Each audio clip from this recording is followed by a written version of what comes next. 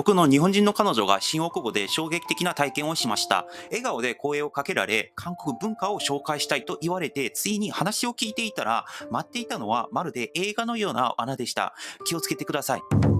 まず最初は彼女が体験した新大久保の罠を説明したいんですけれども、その日はまだ朝の10時でした。新大久保の駅を降りた瞬間から街はすでに韓国の匂いで溢れていたんですね。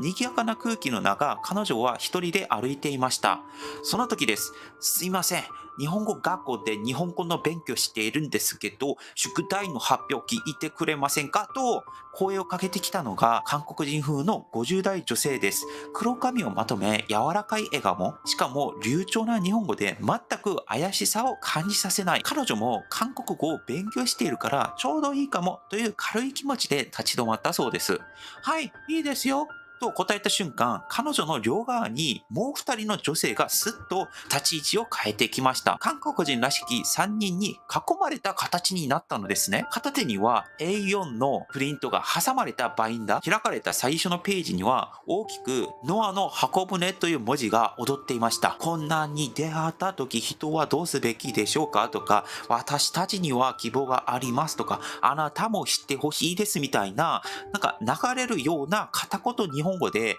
けれど出てくる単語は聞き慣れないものばかり。聖書の引用とかカタカナで聞いたことない宗教用語、韓国語の混ざった説明、頭の中ではハテナで埋め尽くされる。ロイヤルホストに入りたかったけど、彼女はまた開店前だったから入れなかったようです。しかも通路は狭く、3人が立ちはだかるように立っている。まるで映画のワンシーンで、もう囲い込まれた感じだったらしいですよ。で、彼女は仕方なく話を聞き続けました。やばいともちろんすぐ直感が来たんですけれども、そういう時って逃げるのが良いではないんじゃないですか。どう話せばその場を終わらせるのか彼女わからなかった。周りの人は誰も助けてくれないんですよね。まあ普通に話してるように見えるじゃないですか。だから街の人々は目の前をすり抜けていく。けれど僕の日本人彼女の世界はもう3人とファイルに閉じ込められていたようでした。そして韓国人らしき人たちの発表が終わった瞬間、どうですか？わかりましたか？と問いかけられる。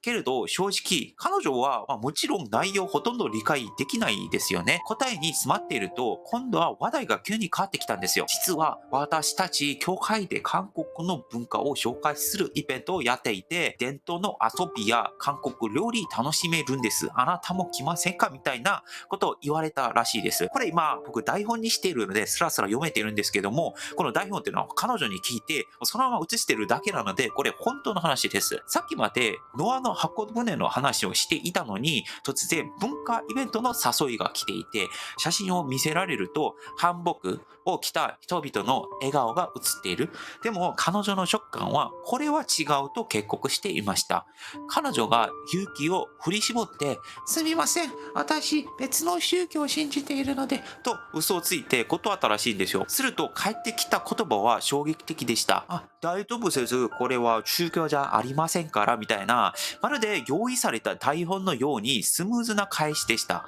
そこから輪投げの韓国ゲームとか、韓国の伝統祭りの話にすり替えられ、断る隙を与えない。けれど彼女は首を振り続けました。これで5分ぐらいが経過した時点だったんですけれども、彼女が何回も何回も興味ないですと言うと、良かったことに女性たちはあっさり笑顔で、じゃあまたねと去っていきました。残されたのは精神的な疲労感ですよね。そもそもいい人だと思って日本語の宿題をやってると言われて、その話を聞こうと思っていい気持ちでやったのに、宗教の話かよという失望感でした。もう新大久保の華やかな通りで、もうチーズタッカルビの香りとか K-POP のリズムが響く中で、彼女だけが別世界に取り残されたような、気分だったのですね。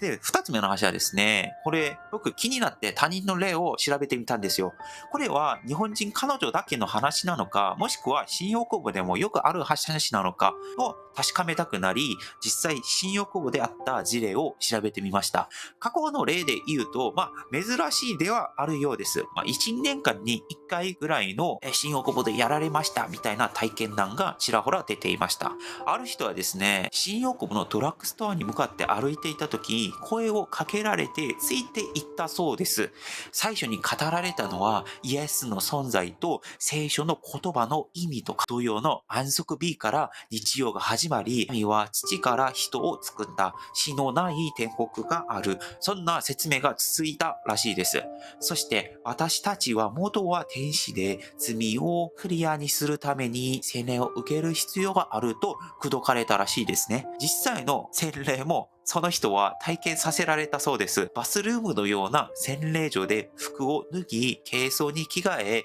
イゴリの言葉の後ろにぬるま湯を浴びる。そしてパンを割り、ブドウジュースを分け合い、罪が清められる儀式が行われたということです。最後は記念撮影とお菓子をもらって解散。以外にも金銭の要求や強い勧誘はなく、雰囲気は穏やかあったらしいですね。多分僕の日本人彼女がやられたものとは別の団体だと思います。ただし、その人曰く教え自体は独特だったらしくて、動物の血や肉を口にするのを禁じ、不倫を天の母への裏切りと口説くなど、日本人にとっては聞き慣れないような内容もありました。その人が驚いたのは、その勧誘してきた女性がそれを25年間ずっと続けていると話していたことらしいですね。つまり、新大久保には静かに、しかし確実に根を下ろしている、小さな宗教コミュニティはいくつかあるのではないかと思いました。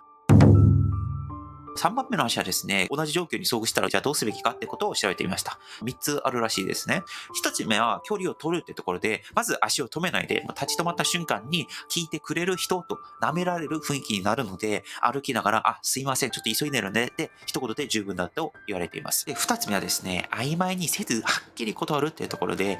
興味ありません、やりません。この短い日本語で OK らしいです。理由を説明する必要ありません。相手は説明を隙を狙って話を広げてくるからです。3番目はですね、囲まれたら店や人の多い場所に移動することがいいと言われています。ロイヤルホストとかスタバとかコンビニとかどこでもいいので、とにかく人の目のある場所、空間、中に入れば相手は深追いできないと言われています。実際、日本人彼女も最初にロイヤルホストが空いていて、そこに入っていれば大丈夫だったかもと後悔しています。最後に伝えたい話がありまして、僕は宗教そのものを否定するつもり一切なくて、むしろそういったことを信じている、心の安息となっている場所があるような方々、尊重しています。で、そういった街の中で人々を話しかけるっていうのも、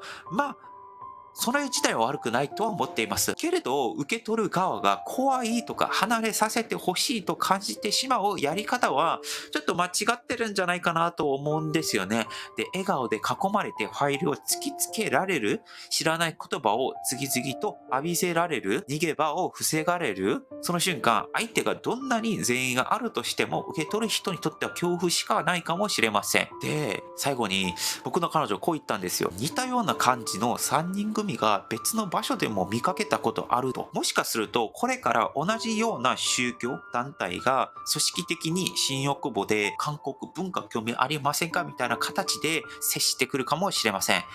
なので皆さんどうか気をつけてください。はい。今日の話は以上です。もしよろしければチャンネル登録もお願いします。以上、パクでした。アンニョン。